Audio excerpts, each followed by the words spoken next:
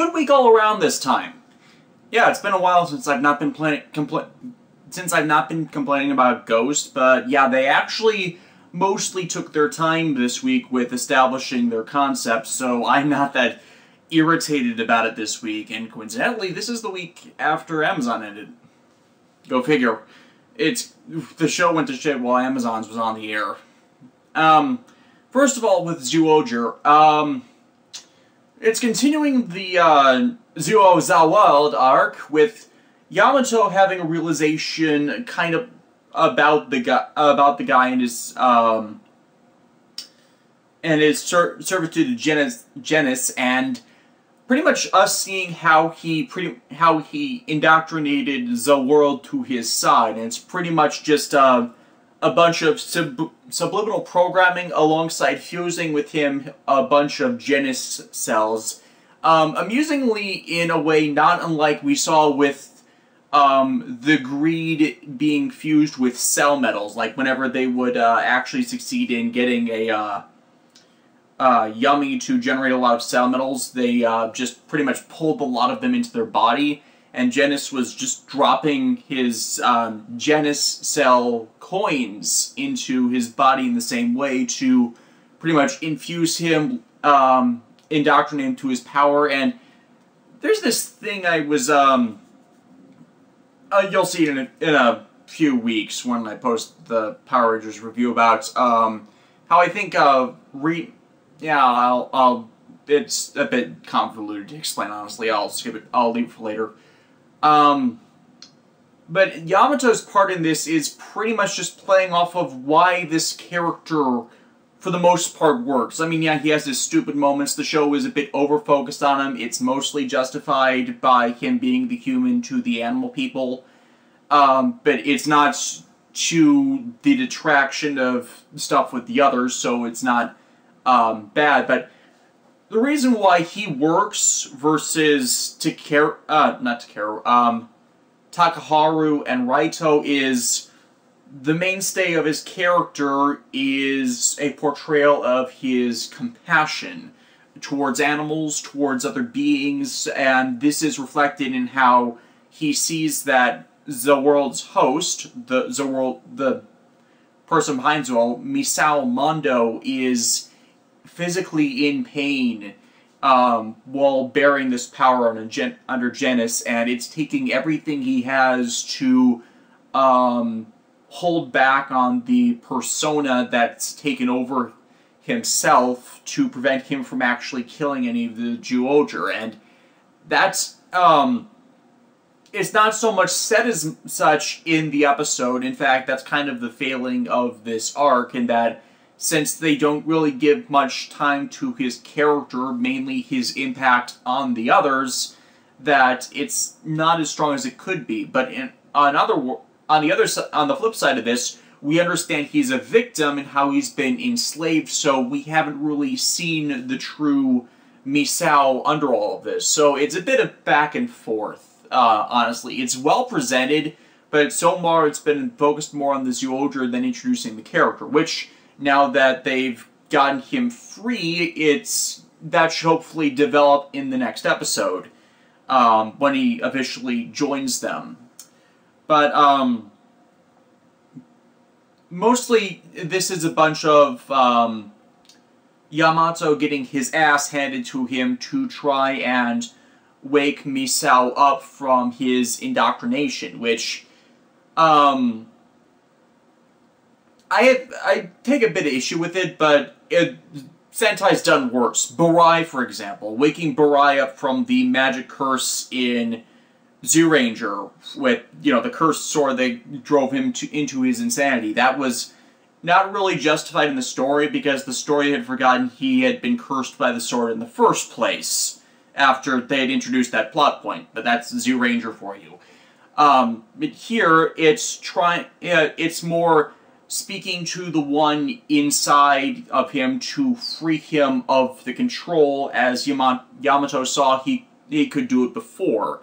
And, honestly, I feel that works a bit more because it's consistent with his portrayal, and they give a bit of time in the episode to actually have the crisis of not so much faith, not so much resolve. I'm actually blanking on the word I want to use, but the crisis of self, I guess, between what had been enslaved to Genis and the side of him that was trying to fight back, and pretty much in invoking a rising up in war between them to free himself from it, from the dueling perspectives of Genis's words that effectively matches what Yamato was saying to him. Genis, believe in me, versus Yamato's believe in yourself, to just use one phrase that was being extruded between them.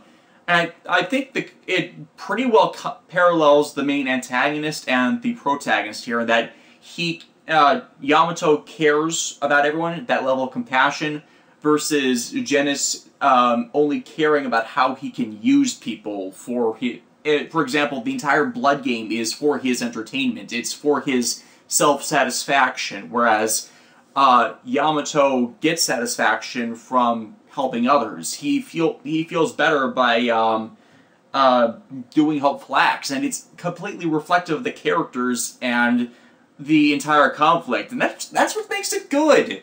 So yeah, I'm pretty satisfied with the ZAWARUDO arc thus far, to him turning good. And yeah, there's a lingering amount of regrets, but I think they're going to work him through that pretty easily.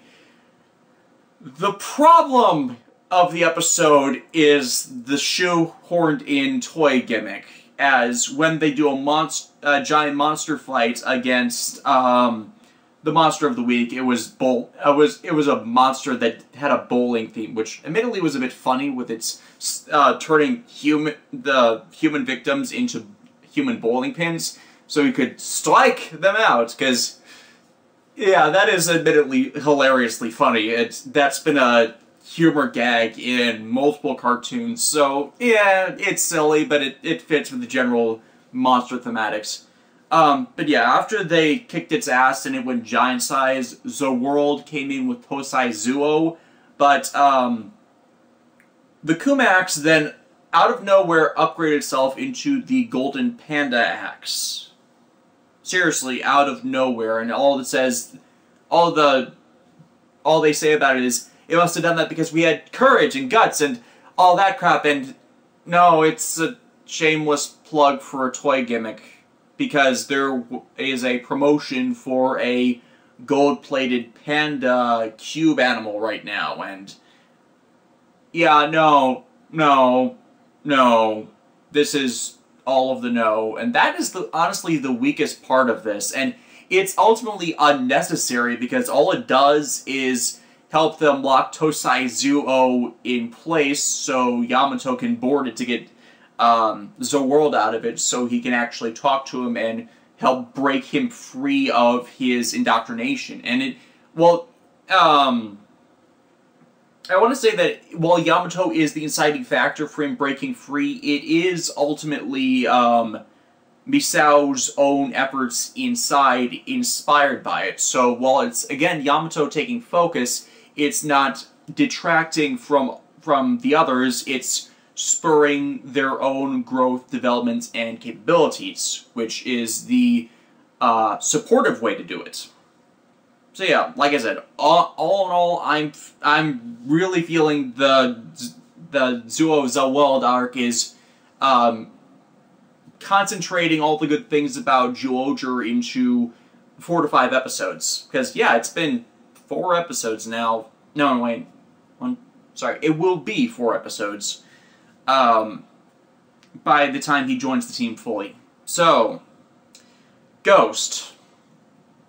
I admit, like I said, we have been pretty negative to the last stretch of episodes pretty much since Grateful got debuted, because it's been awful. However, this one, it slowed itself down and actually made it about its appointed thematic about building conviction for the path you... I shouldn't say conviction so much as determination determination is definitely a better descriptor for this. You know, for all I know, conviction and determination might be the same thing, but they don't feel like the same thing.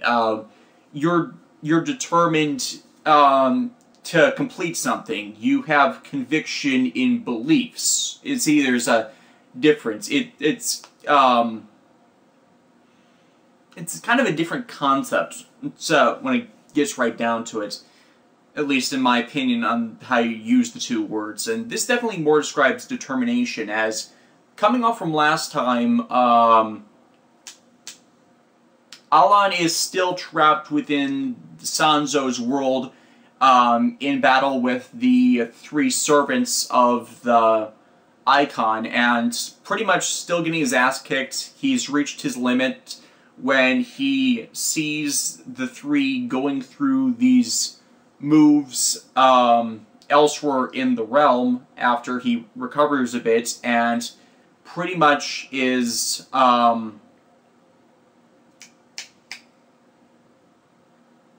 should I phrase this? He sees them using the techniques that were so effective in beating him down in the last episode, and pretty much realizes that these are new ways to fight. These are new ways to improve himself that aren't it's not a free power-up. He actually has to work to match up to the others and to be effective against the God Miser in his own way, versus pretty much how he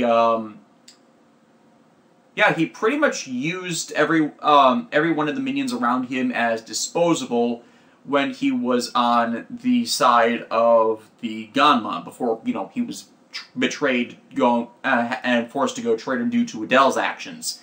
Everyone around him was disposable, whereas with him being, well, not so much whereas, but the reason because of that was because they were disposable. They were all in artificial bodies. They were in the icons, and anyone who was in an icon could just be given another one if it was broken, and they were put them back in stasis. So it really wasn't harming anyone. Now they can't do that. If they're broken and die, they die for real. And I think it's kind of more snapping him into how his differences in ideals from before aren't going to be able to be used to reflect his resolves now. He can't use people, he has to work with them, which is something that has not at all been reflected since his side change, or, you know, his forced leaving of the Ganma side 12, 13, 14 episodes ago, whenever Adele actually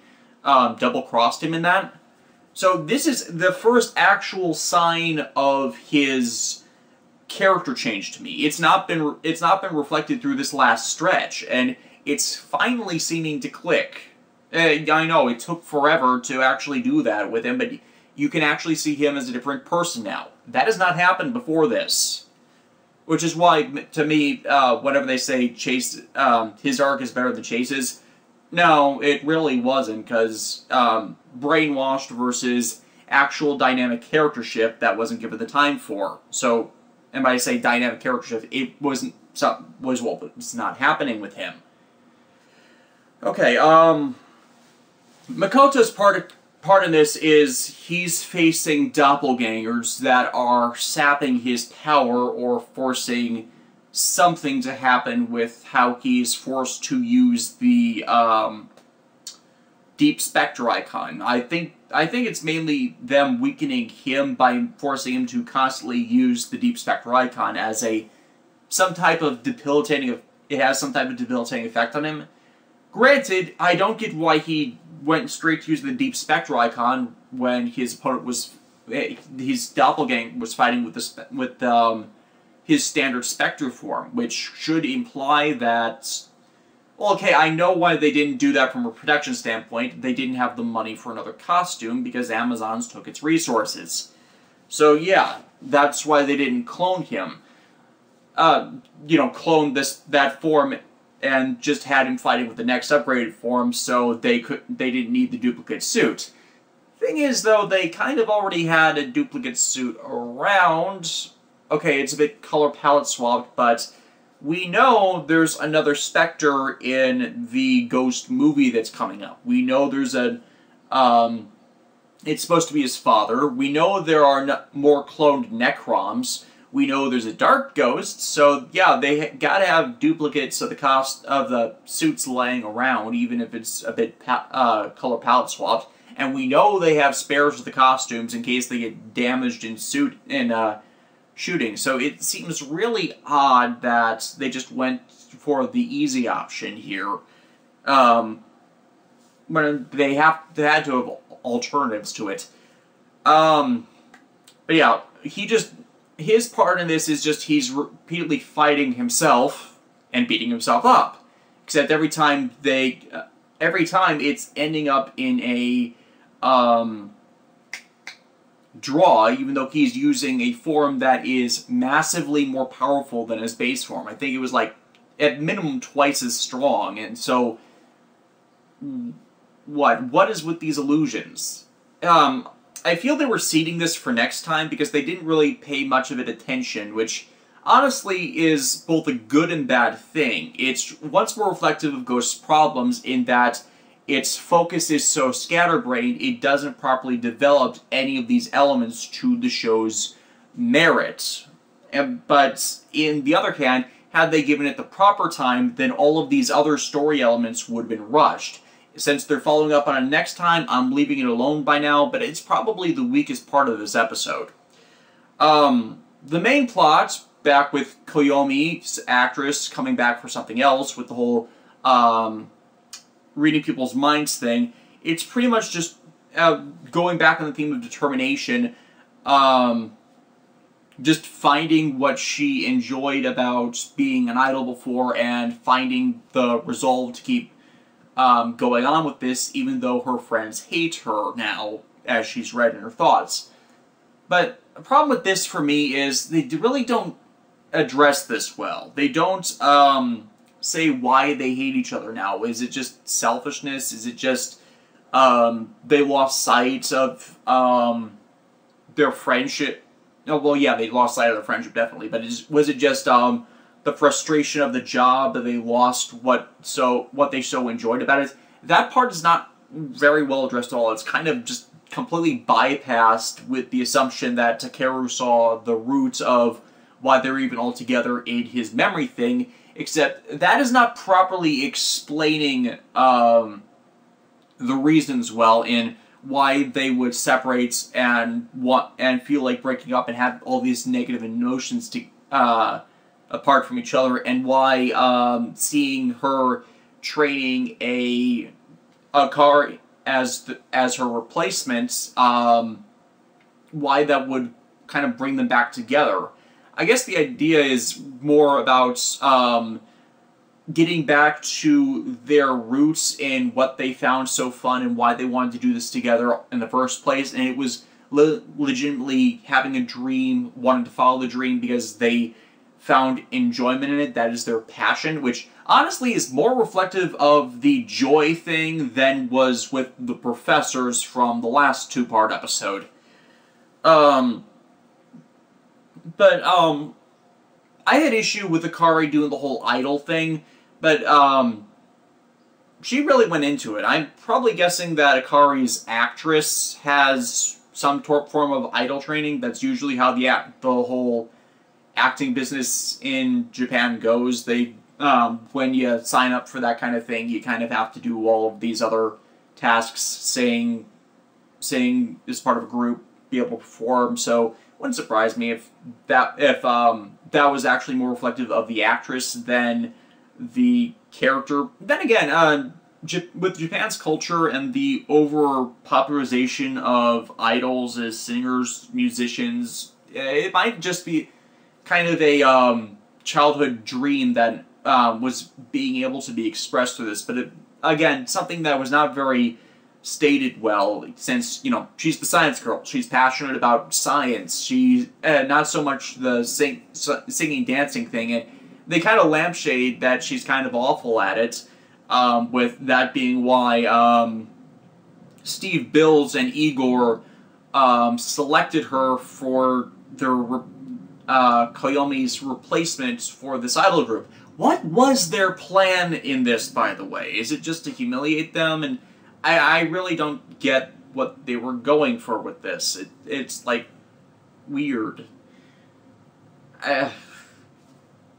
Okay, yeah, there are definitely flaws here, especially, but I honestly was just going with the flow and getting enjoyment out of it, since they seem to be putting the right foot forward in trying to progress these characters through the actions they take to improve themselves, which is honestly endearing, instead of just, you know, having the out-of-nowhere Deus Ex Machina power-up,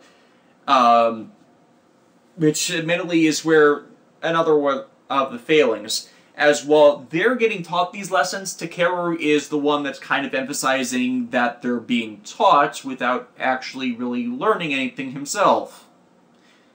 And he kind of takes credit for this, and yet you really didn't do anything. Like I said, it was more, it was more in the moment that it was pleasant. Better than, like I said, better than what we've had for a stretch now. Oh, one last thing. We're leading into Adele's plot in how he seems to be being tricked by the Gunmeiser into fusing with them for what is likely going to be either the almost big bad or the final big bad of the show with this. Well, we know the Gunmeisers are evil at this point. We don't really know why, aside from them guarding this giant evil eye as a source of unimaginable power. So, are they tricking Adele, or are they actually accepting him when they rejected other members of his family and race? And we don't know what they want. They're supposedly higher order beings, so who even knows at this point? Yeah. Makai Retsuden, Garo Makaki Retsuden, in turn wrapped its 12-episode run. There's going to be a 13th episode special next week that I'm not sure if I'm going to have a copy of, but yeah, we're either done with this or one episode from done on this, and it gave us what we were kind of wanting for pretty much all of these side stories, and how it's bringing back characters from all over the series. Have two of them meet. Admittedly, we kind of got a bit of this with previously, but it was more like main characters versus side characters. And this time, it was with Rekka and Rian. Rian from Yamiro Tarasu Mono and Goldstorm, versus Rekka, who was in Red Requiem and Makai Senki. So we're finally getting an era crossover, is what I was getting at, versus a crossing of existing continuities, and pretty much establishing that, yeah, they're same continuities, different points in the timeline on this, where Ryuga is a future Makai Knight after the Garo armor leaves the hands of the Saejima clan, versus Rekka versus the current times one. And it's pretty much all built around intervention between Eris from Makai no Hana and him contracting Xian, this not horror-like entity. Okay, not horror. It's not a horror, but it's a horror-like entity that is constructed from. I shouldn't say constructed from.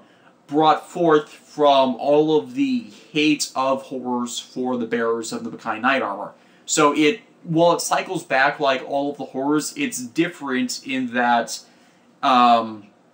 it always comes back because it's another piece in the cycle. It's represented. It's something that will build up over time to come and try and kill the knights again. And this time it's assisted because Eris is a higher order temporal being. It can affect time rates, so Eris speeds up its rate of resurrection, so it can affect things across time, much like it can. I'm using the term "it" for two of them. So yeah, pretty much Eris Eris allows Xian to grab entities from across points in time instead of reviving every so often down the line. So he's means of which is different forms of immortality, I should phrase it. So because of that, we get interactions between the eras, between Rian and Rekka, but it's not so much playing off of that as the differences between the two's characters. Rian is pretty girly for a Makai Knight and fights with her pistol to defeat lower level horrors pretty easily because, you know, it's the whole soul metal thing. Whereas Rekka's straddled the border between a Makai priest and a Makai Knight, much like Yuna has, but she's more she's as pretty much close to a Makai Knight you can get as a woman, whereas Yuna has the loophole with her having a bone piece of her father in her that allows her to wield a soul blade, just not equip the armor because they were made in a period where women warriors weren't common. Anyways, I was going somewhere with this. So the strength of this one, it pretty is the interplay off of the two and how they kind of get into each other's faces a bit with their respective differences in martial arts training and style. And this, unfortunately, because it's a 20-minute episode, we really don't get as much of that as we should have, especially since it's more focused on giving them the team up. But they do kind of do a bit of verbal and then a bit of cut-together martial arts sparring to more contrast the two, and how just because they're different doesn't mean they're not equal in, you know, their own respective ways of this. With Rian, it's more of a long range to complement her Makai Priest abilities, whereas Rekka is up in Horror's faces, and much the same way is very strict and rigid. And this does not do them well against. This does not go well against Xian, and pretty much the question is, why were they the ones brought there? And it's pretty much due to their connections to their respective Golden Knights, and Xian pretty much feeling that influence upon them to draw them in here. Okay. I mean, I'm betting he just mistargeted since he was using Aerith's power to do this, and this was probably all part of the greater Aerith event that Makai no Hana caused with the timeline jumping. But